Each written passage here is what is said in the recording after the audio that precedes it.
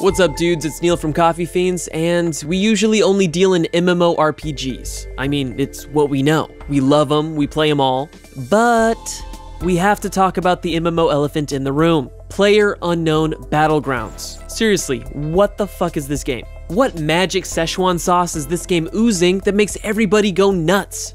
Well, my dudes, it's very simple. It's fun. And I think it may be the future of our beloved MMOs. I know, that's a bold statement, and I promise I will back it up. But first, for those of us who are unfamiliar with PlayerUnknown Battlegrounds, it's a very simple concept. You start in an airplane flying over the map. You'll choose a place to skydive out, you'll parachute to the ground, where you're thrown into a map of just under 100 other players in a free-for-all. And you fight to the death, Battle Royale Hunger Games style. You'll find armor, weapons, and ammo scattered throughout the map. All items are lootable from player corpses, and as the game progresses, the map will become smaller, killing the players who aren't able to reach the new map boundaries in time. Oh, and when you die, you're dead. Time to find a new map and try again. A free-for-all world full of pew-pew, permadeath, and looting. Like I said, it's a simple concept. And you're right, it doesn't seem too groundbreaking. And you're right, it's just another Arma mod. And you're right, it looks like DayZ without the broken zombies. And you're right, we might be missing something. But there's definitely something here, because PUBG has a concurrent player base of over 2 million players every day. Every day. And it has just surpassed Dota 2 as the most played game on Steam.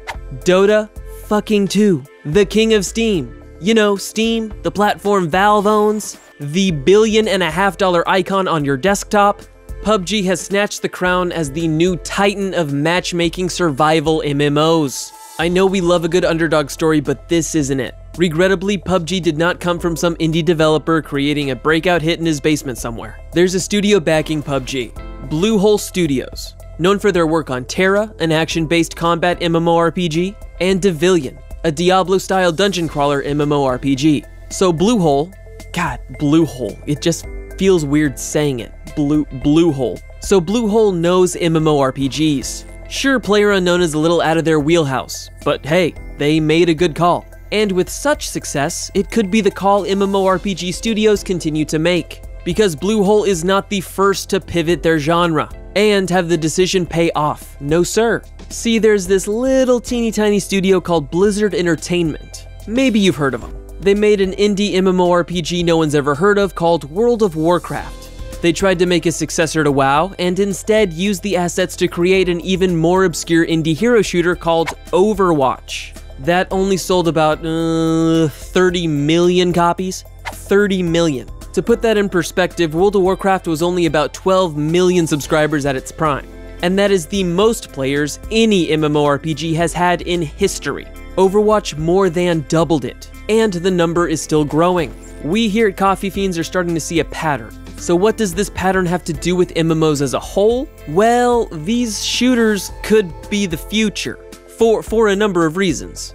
This is what we're seeing. You're a game studio that makes cool MMORPGs. You make a bunch of money initially, but the numbers start to trail off. Now it's 2016, 2017, and you make an MMO shooter.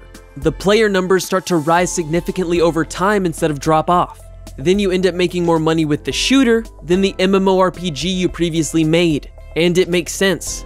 How many MMORPGs have we played on release, got to max level, said okay I'm good, I'm out, peace, and we never go back? That is revenue the game needs to stick around, to pay employees to make new patches, new expansions, new item skins. Studios have to keep designing cool new item rewards or people won't play because their characters don't look sexy. And you have to have new zones to explore, and someone has to plan those maps. There's new mobs in the zone too. We gotta hire someone to build their skeletons and throw textures on them. There's a new storyline, so we gotta hire writers. And the story has to be good, because if the story's bad, we're only gonna get a 60 on Metacritic and no one's gonna buy the new expansion. And MMORPGs have voice acting for quests now, so we have to go pay a recording studio and voice actors who record in the recording studios. And the point is, MMORPGs are expensive to make. We're talking millions of dollars expensive.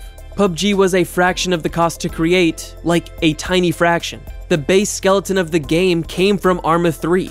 So instead of costing millions, it's making millions. You log in, you click play, and you're playing, no bullshit. Nothing extra, just the game. Making millions. And PUBG has more concurrent players than every MMORPG out there, minus Final Fantasy XIV and World of Warcraft. Those are always the exception. So what are we learning here? You don't need quests, or a billion game modes, some crazy story campaign, a voice actor. You need a purely fun game like PUBG, and millions will pay for it. And if the pattern continues, well, this could be the future of MMORPGs. A bunch of studios making PUBGs and Overwatches instead of Terras and WoWs. And that's, you know, not necessarily a bad thing. I love PUBG and Overwatch. They're fantastic, pure and simple. And of course, that's what video games are supposed to be. But that means a lot less WoWs, a lot less Guild Wars, and a lot less Albions are on the horizon. And we love these MMORPGs. So if my stupid rambling means anything, this is a cautionary tale and a call to action.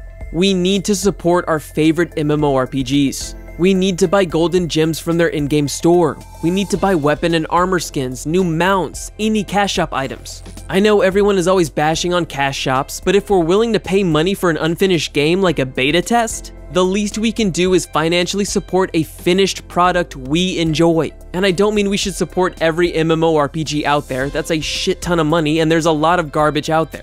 Believe me, we know. We just need to support the MMORPGs that do what we love well. If everyone takes care of their own MMORPG, we'll be fine. These games will have a future if we subscribe and buy cash shop items every now and again. Because if PUBG is the future, well, the future is now. We might not be getting anything new for a very long time. Just, you know, something to think about.